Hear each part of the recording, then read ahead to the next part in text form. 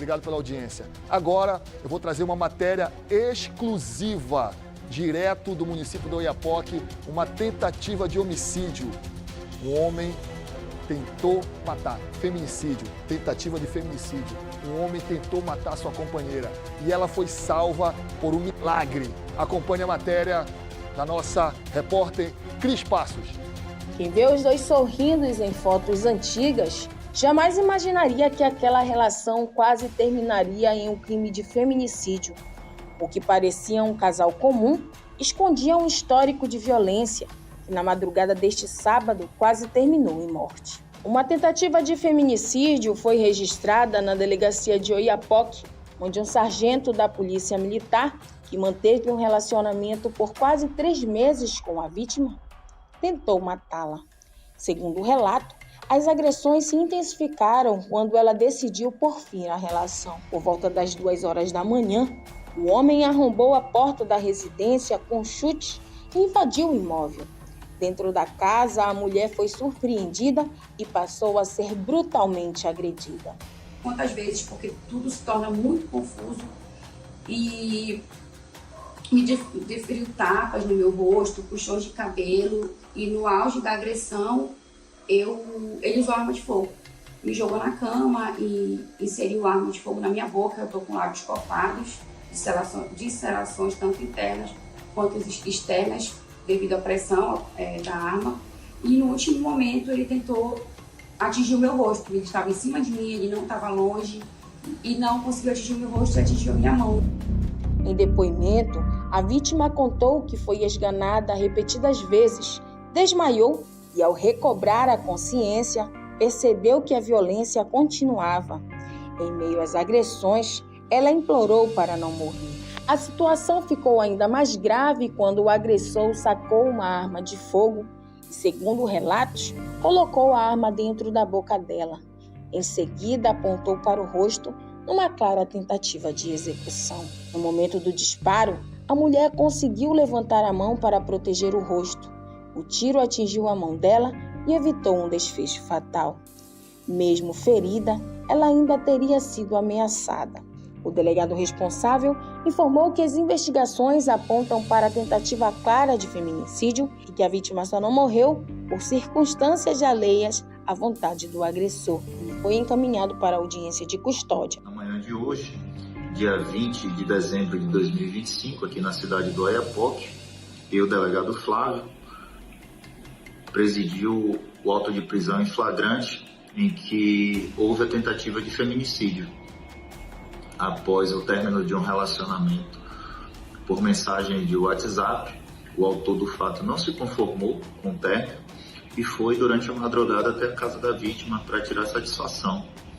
Nisso realizou alguns atos de violência contra ela. Em nota, a Polícia Militar do Amapá informou que assim que tomou conhecimento do caso, a equipe de serviço efetuou a prisão do policial militar suspeito e o apresentou no CIOSP de Oiapoque.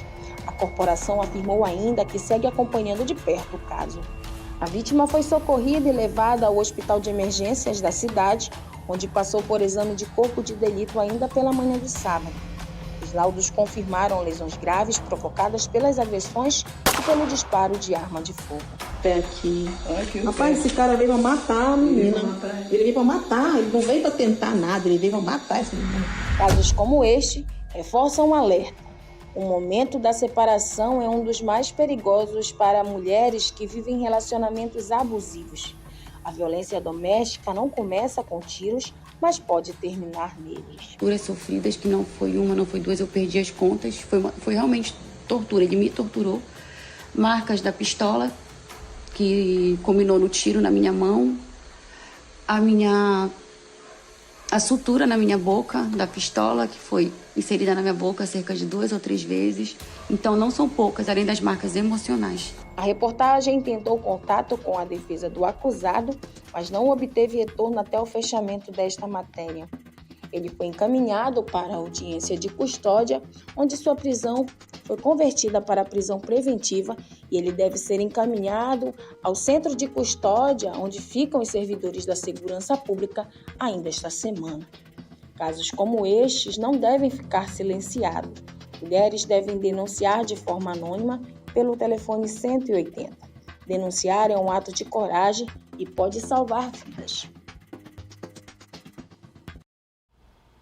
Meu Deus, o que me chamou a atenção nessa matéria, é claro, além o terror que essa mulher sofreu, foi o desespero da mãe falando que o homem foi para matar ela, Cris. Olá, Cris, boa tarde. Você que teve mais contato com essa matéria, deve ter sido bem doloroso para você, como mulher, fazer uma matéria dessa com uma crueldade gigante. Boa tarde, Felipe. É um caso que nos choca, confesso a vocês que eu fiquei muito abalada este final de semana, precisando sair do meu descanso para acompanhar um caso como esse. É um caso que nos choca, é um caso que não é isolado e o que mais me causa revolta é que uma pessoa que se propõe a garantir a segurança do povo amapaense faz um papelão deste. Quero deixar claro aqui que a Corporação da Polícia Militar do Amapá não compactua com este comportamento, né? Nós temos aí policiais militares exemplares, mas em todo lugar existe a laranja podre no meio do saco. E neste caso, este senhor, né, cometeu este crime, a tentativa de feminicídio contra esta mulher, com quem ele já tinha um relacionamento amoroso há quase 3 anos. E a informação que me chega é que eles eram um casal onde chamava a atenção das pessoas, ser um casal feliz nas redes sociais, onde demonstrava ter muito amor, e por trás dessa felicidade, na verdade, parece que existia um caos, né? Porque eu vi no depoimento dela o pânico e o medo pelo qual ela passou muito tempo, né? Exatamente. Não foi a primeira vez que ele a agrediu. Essa mulher, ela conseguiu se salvar, graças a Deus, e também a coragem dela. Porque, Felipe, ela precisou jurar que ela não denunciaria. Ele usou ainda, segundo informações repassadas, usou a frase de que se ele fosse denunciá-la, uma equipe da polícia voltaria lá para terminar o serviço. Sendo que nós temos certeza, em nome do comandante-geral da Polícia Militar, que isso jamais foi uma ordem que seria executada. O secretário de Justiça e Segurança Pública também não compactuam com isso.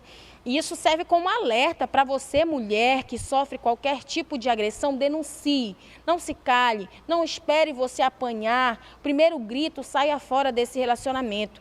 E para deixar a nossa matéria mais completa ainda, a doutora Ligiane Evangelista aceitou falar conosco, né, nesse momento. Ela e a Samara, diretamente do Oiapoque, estão ao vivo para falar com a gente.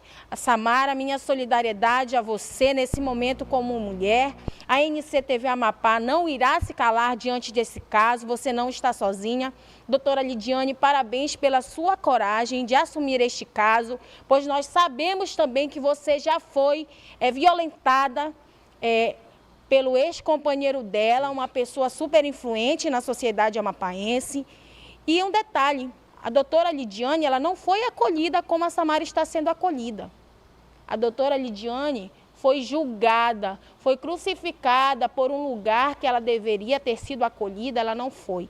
Então, doutora, parabéns pela sua atuação, parabéns pela sua coragem, obrigada por não permitir que a Samara se calasse mais uma vez.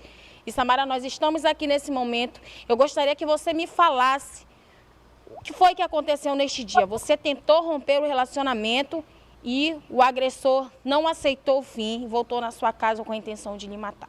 Me conte, por favor. Boa tarde.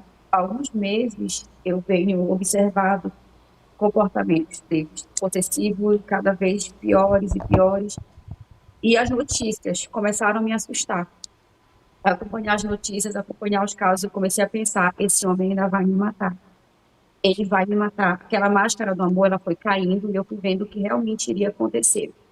Na sexta-feira, nós tivemos uma breve discussão por eu estar na manicure. E eu falei que eu não queria mais, que eu estava realmente muito cansada. E a conversa encerrou aí. Ele falou, tudo bem, acabou. Eu fui dormir. Eu quis acreditar que ele tinha aceitado. apesar de já ter recebido antes várias ameaças relacionadas a término. Na madrugada, tinha mensagem no meu celular dele, eu não tinha visto, já acordei com ele batendo na porta, pediu para que eu abrisse a porta, eu me recusei, por ver que ele estava embriagado e por saber que ele era violento. E quando eu entrei para o quarto, falei com ele da janela, e ao entrar para o quarto para pegar o celular para ligar para a polícia, ele deu 2 chutes na minha porta e arrombou a minha porta. Quando eu vi que ele arrombou a minha porta, eu já sabia que ele ia me matar. Tanto que a primeira coisa que eu gritei, que a vizinha tem ouvido foi: ele vai me matar.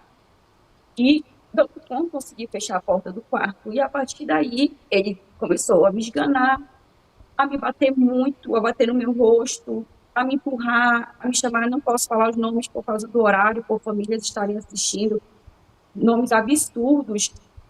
E me ameaçar de morte, perguntando se eu achava que ele não tinha coragem de me matar. Pedi em nome dos meus filhos, pedi por mim, pedi por ele, eu implorei pela minha vida. E quando ele parava de me enforcar, que eu voltava de desmaio, eu tentava usar minha bolsa para pedir socorro. Eu só repetia: ele está me matando, ele vai me matar. Quando finalmente ele me jogou na cama, depois de uma simulação de que estaria falando com a PM, eu acho que ele se descontrolou por eu ter visto que ele não estava falando com ninguém. Ele me jogou na cama e colocou a pistola na minha boca. Depois de colocar a pistola na minha boca, ele gritou: tu acha que eu não tenho coragem de te matar? E palavrões. E pressionou a pistola no meu rosto. E com a pressão, o meu rosto virou. E minha mão estava do lado, porque eu estava na cama. O tiro foi na minha mão. A pistola veio e o tiro foi na minha mão. E depois disso, eu só tentei acalmar ele, porque eu sabia que ele tinha ido para me matar. E se ele ficasse mais nervoso, ele ia terminar. Tentei acalmar, prometi que eu não ia fazer nada, que tinha sido de raspão, que eu não iria no hospital, que no outro dia eu iria trabalhar, porque eu não estava marcada, que ele podia ir embora, que era para ele se esconder, para ele se acalmar, para ele confiar em mim. Depois que ele foi embora, eu consegui pedir socorro na casa de uma vizinha, que foi que realmente me salvou. E a tranquilidade dele, entrando e saindo, é quase inacreditável, como se nada tivesse acontecido. Ele foi dormir depois, como se nada tivesse acontecido. Bom, pela sua coragem de estar com a gente. Doutora Lidiane, a senhora também já foi vítima, né, de agressão. E eu gostaria que a senhora, como advogada da Samara, resumisse esse caso para a gente, por favor. É um caso de tentativa de feminicídio, é um caso muito, muito grave, e eu fico observando, como profissional que trabalha há mais de 8 anos com violência doméstica, defesa de mulheres e violência doméstica, que a mulher é tratada como se fosse um objeto, que, independente se a mulher possua a sua liberdade financeira, o seu dinheiro, ainda assim ela tem que ser subjugada. E o que aconteceu com a minha cliente foi um fato tão assustador. Depois que a perícia esteve no local, eu fui buscar algumas roupas dela, algumas coisas, e o cenário era de assassinato, gente. Era um cenário tão triste, tão assim, uma energia tão negativa, que eu estou evitando que a minha cliente retorne ao local, ao espaço. E eu espero que esse caso seja tratado com justiça. O medo da minha cliente sempre foi de denunciar por conta de o ex-companheiro ser policial e ter armas. E o ponto mais importante é que ele tinha passagem já por violência doméstica, processo em que ele foi absolvido, porque ainda tem isso. É uma espécie de narcisismo. A pessoa consegue camuflar para a sociedade que é uma boa, que tem um caráter, que tem uma bondade inquestionável, mas em casa se transforma em um monstro. E isso faz duvidar da sanidade mental da vítima, que acaba saindo como culpada. Inclusive, quando a vítima tenta reagir, porque, na verdade, ela não está agindo, esse tipo de homem filma para demonstrar o descontrole. E, na verdade, a vítima está tendo ali uma reação da violência psicológica que ela vive. Inclusive, com a minha cliente, aconteceu muito isso, de ele filmar quando ela perdia o controle da violência física, psicológica, emocional, patrimonial. Acredite, a minha cliente é uma mulher independente financeiramente, o ex-companheiro não a sustentava, mas ainda assim ele a controlava através do dinheiro. Por exemplo, ela foi fazer as unhas, e ele falou que ela só gastava o dinheiro com futilidades, que ela não tinha prioridades na vida. Então, ainda tem esse controle financeiro que também é um indício de violência doméstica. Sim. A mensagem que eu deixo aqui é para as mulheres que estão passando por situações semelhantes, buscarem ajuda com psicólogos, caso elas percebam que não têm coragem, força suficiente, porque dentro de um relacionamento, a vítima fica tão acuada que ela não tem coragem de sair. É preciso uma rede de apoio. E eu juntei essa rede de apoio aqui em Oiapoque, as amigas, todas as pessoas unidas acolhemos, inclusive a Samara está em minha residência comigo. Se ela corre algum risco, eu também estou correndo risco, mas eu assumi, porque inúmeras vezes eu consegui tirar mulheres do Amapá para outros estados, conseguindo, através de gravação de câmeras, o quanto que o parceiro era abusivo. Em alguns casos, áudio. Deixa o celular ligado, coloca o áudio, porque quando a mulher, às vezes, vai até a delegacia e não leva prova do ocorrido, não leva um hematoma, não leva qualquer outro sinal, às vezes o agressor consegue driblar. Eu não estou colocando culpa aqui na delegacia, não, são profissionais assim exemplares, mas o agressor consegue driblar. No processo, inclusive, ele tem um processo que foi absolvido. E porque camufla muito bem. É uma espécie de narcisismo, eu não posso dizer com certeza que é, pois eu não sou psicóloga, mas é um comportamento narcisista. Ele consegue convencer a todos de que a vítima é a culpada pelo que aconteceu. Inclusive a própria sociedade. Em um dos vídeos, matérias aqui locais, no caso, ficou claro que algumas pessoas tentam culpar a vítima, como se ela merecesse morrer por um julgamento social. Então, nós temos que acolher essas mulheres. Oiapoque precisa de uma delegacia de mulher, porque o caso da minha cliente não é isolado. E Exatamente. nós precisamos aqui, porque eu sou mulher. Eu também passei por violência doméstica e foi isso que me deu a força de dar suporte para outras mulheres. Tenho clientes no Brasil inteiro, clientes que não me conhecem e que eu consegui ajudar da força daqui do Amapá. Inclusive, elas estão assistindo agora, nesse momento, a nossa reportagem. Doutora, muito obrigado pela sua disponibilidade. Samara, muito obrigada pela sua disponibilidade. Não esqueça o quanto você é preciosa, o quanto você é linda, o quanto você é amada pela sua família e que você vai superar esse trauma e que você vai ajudar muitas outras mulheres que vivem em situações como a sua, como você vivia. E nunca esqueça, a culpa nunca será da vítima, nunca. Agradeço a participação de vocês, nós precisamos encerrar nosso programa, infelizmente, com essa notícia. Quero ressaltar aqui que a audiência de custódia já ocorreu e que o acusado, o agressor, ele encontra-se no município de Oiapoque, onde precisará passar por uma adaptação para poder ser encaminhado ao centro de custódia aqui em Macapá. No mais, muito obrigada à Polícia Militar, à Polícia Civil, Secretaria de Justiça e Segurança Pública, a minha amiga Daiane, que me deu todo o suporte, Felipe, para que nós pudéssemos fazer essa matéria e dizer que a ANC TV Amapá não irá se calar diante desses fatos, independente de quem seja. Nós estamos aqui para lutar pelo direito da mulher, pelo direito da família e pelo direito da vida. Uma boa tarde. Mulheres vivas.